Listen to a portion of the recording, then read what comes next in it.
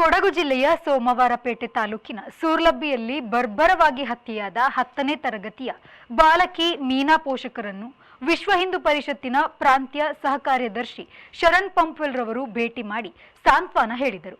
ಈ ಸಂದರ್ಭದಲ್ಲಿ ಈ ಹತ್ಯೆಯ ಬಗ್ಗೆ ನಿಷ್ಪಕ್ಷಪಾತ ತನಿಖೆ ಬಗ್ಗೆ ಚರ್ಚಿಸಿದರು ಮತ್ತು ಮೃತ ಬಾಲಕಿಯ ಪೋಷಕರಿಗೆ ನಿವೇಶನ ಒದಗಿಸುವ ನಿಟ್ಟಿನಲ್ಲಿ ಸಂಬಂಧಪಟ್ಟವರ ಹತ್ತಿರ ಮಾತನಾಡುವುದಾಗಿ ತಿಳಿಸಿದರು.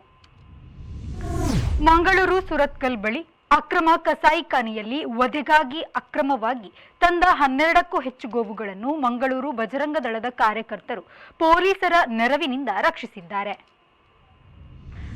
ಇಲ್ಲಿನ ಸೂರಿಕುಮೇರು ಜಂಕ್ಷನ್ ಬಳಿ ರಾಷ್ಟ್ರೀಯ ಹೆದ್ದಾರಿ ಚತುಷ್ಪಥ ಕಾಮಗಾರಿ ನಡೆಸುತ್ತಿರುವ ಕಂಪನಿಯು ರಸ್ತೆಗೆ ಬ್ಯಾರಿಕೇಡ್ ತರಹ ಉದ್ದಕ್ಕೆ ನಿರ್ಮಿಸಿದ ಕಬ್ಬಿಣದ ತಡೆಬೇಲಿಗೆ ಬುಧವಾರ ಬೆಳಗ್ಗಿನ ಕಾರೊಂದು ಡಿಕ್ಕಿ ಹೊಡೆದು ಸಂಪೂರ್ಣವಾಗಿ ಜಖಂಗೊಂಡಿದೆ. ಜಾವ ಅತಿವೇಗದಿಂದ ಬಂದ ಕಾರು ಗುದ್ದಿದ ಕಾರಣ ತಡೆಬೇಲಿ ಮತ್ತು ಕಾರು ನಜ್ಜುಗುಜ್ಜಾಗಿದೆ. ಈ ತಡೆಬೇಲಿ ಪರ್ಮನೆಂಟ್ ಆಗಿದ್ದು ಇದರ ನಿರ್ಮಾಣ ಕಾರ್ಯ ಪ್ರಗತಿಯಲ್ಲಿದೆ ಅಷ್ಟೇ.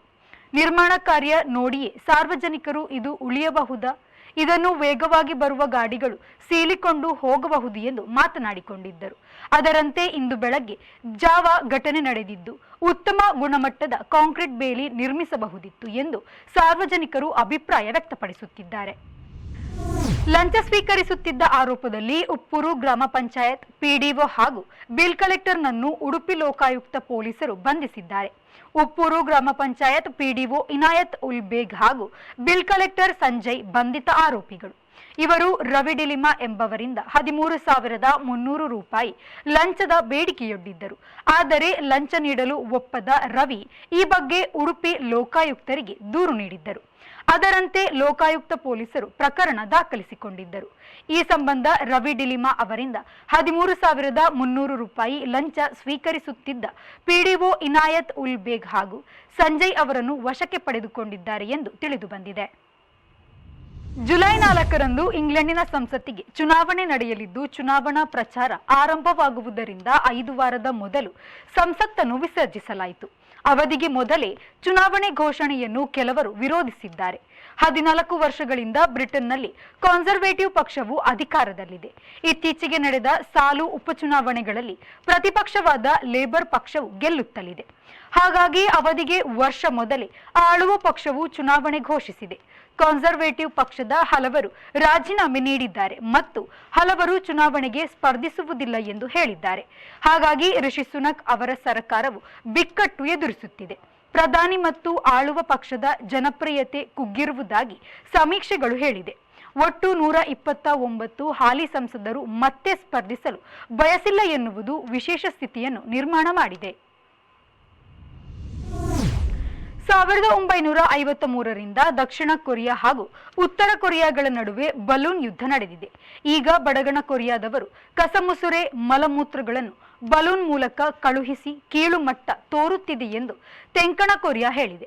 1950 ಮತ್ತು 1953ರ ನಡುವೆ ಎರಡೂ ಕೊರಿಯಾಗಳ ನಡುವೆ ಭಯಂಕರ ಯುದ್ಧ ನಡೆದಿತ್ತು. ತೆಂಕಣಕ್ಕೆ ಯುಎಸ್ಎ ಬೆಂಬಲವಿದ್ದರೆ ಬಡಗಣಕ್ಕೆ ಸೋವಿಯತ್ ರಷ್ಯಾ ಬೆಂಬಲವಿತ್ತು. ಕೊನೆಗೆ ಪರಿಸ್ಥಿತಿ ವಿಕೋಪಕ್ಕೆ ಹೋದುದರಿಂದ ಹಿಡಿದಿದ್ದ ಪ್ರದೇಶಕ್ಕೆ ತಕ್ಕಂತೆ ಎಂದು ಗಡಿಗೆರೆ ಒಪ್ಪಂದ ಮಾಡಿಕೊಂಡವು. ಆಮೇಲೆ ಎರಡೂ ಪಕ್ಷಗಳು ಬಲೂನ್ ಮೂಲಕ ಪೋಸ್ಟರ್ ವಾರ್ ಕರಪತ್ರ ಸಮರ ನಡೆಸಿದವು. ಅದು 70 ವರ್ಷಗಳಿಂದಲೂ ಮುಂದುವರೆದಿದೆ. ಈಗ ಉತ್ತರ ಕೊರಿಯಾವು ಕೊಳಕು ಕಸ ಕಳುಹಿಸುತ್ತಿದೆ ಎಂದು ದಕ್ಷಿಣ ಕೊರಿಯಾ ಆರೋಪ ಮಾಡಿದೆ.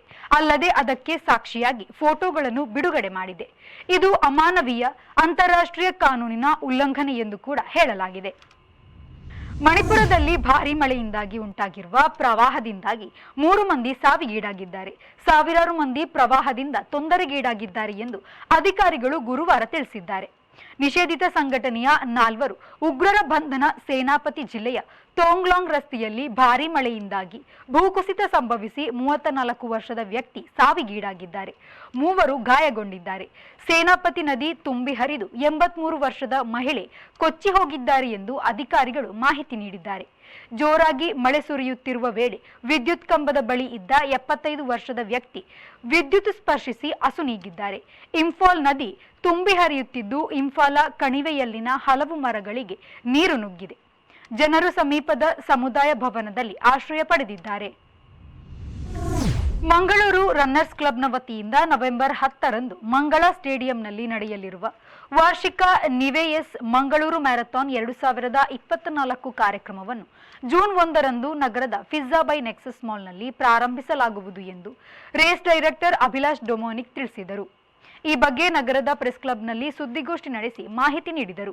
ಕಾರ್ಯಕ್ರಮವು ಜೂನ್ 1ರಂದು ಸಂಜೆ 5:30ಕ್ಕೆ ಆರಂಭವಾಗಲಿದ್ದು, ತುಳು ಚಲನಚಿತ್ರ ನಟ ಹಾಗೂ ರಂಗಭೂಮಿ ಕಲಾವಿದರಾದ ಅರವಿಂದ ಬೋಳಾರ್, ದಕ್ಷಿಣ ಕನ್ನಡ ಜಿಲ್ಲಾಧಿಕಾರಿ ಮುಲ್ಲೈ ಮುಗಿಲನ್, ಮಂಗಳೂರು ಪೊಲೀಸ್ ಆಯುಕ್ತ ಅನುಪಮ್ ಅಗರ್ವಾಲ್, ನಿವೇಎಸ್ ಸೊಲ್ಯೂಷನ್ಸ್ನ ಪ್ರೈವೇಟ್ ಲಿಮಿಟೆಡ್ನ CEO Sahayog Shetty, Mangaluru smart city managing director Raju KAS ಮುಖ್ಯ ಅತಿಥಿಯಾಗಿ ಭಾಗವಹಿಸಲಿದ್ದಾರೆ ಎಂದರು.